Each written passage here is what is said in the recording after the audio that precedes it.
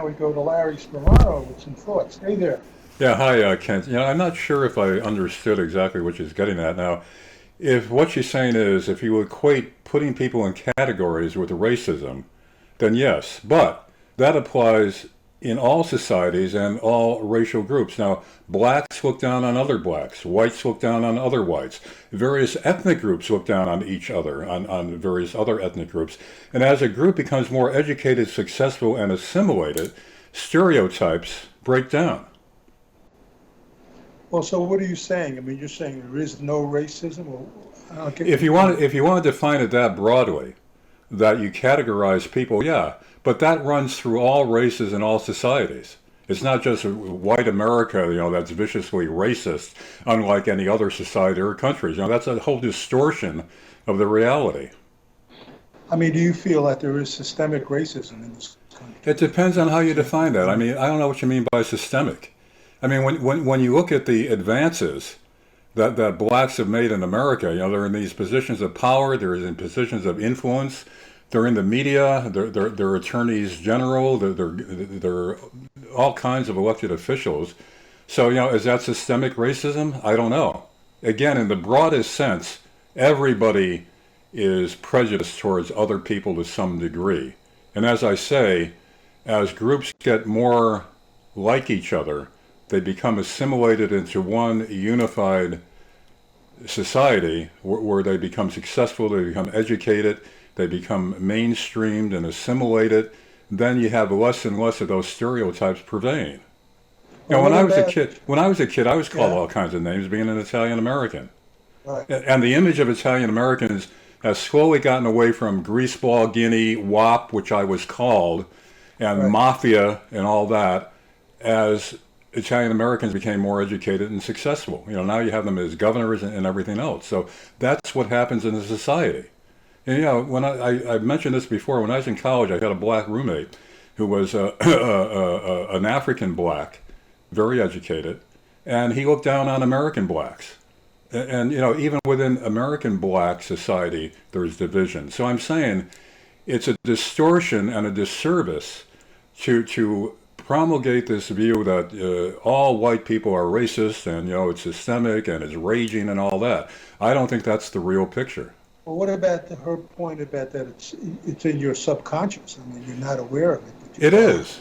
But it is in everybody's subconscious, in blacks and whites Yeah, and but various ethnic groups. yeah, but so okay, there, everybody has to fight it. Then it doesn't make it right.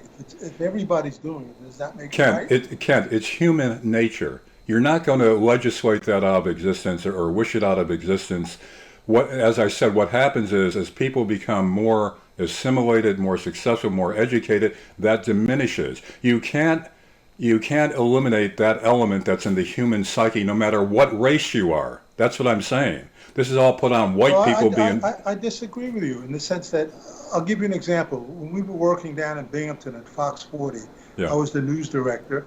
It was a station where young reporters came in, and my job, part of it was to hire them. right. And I, after a while, found myself favoring uh, young reporters who spoke the King's English, who were not from the South, who were not, who were more Hispanic or black, and I had to fight that desire. In other words, that was I found that was doing that unconsciously, but I had to say, hey, you're doing that, and luckily there were some rules that you had to interview a certain number of, you know what I'm saying?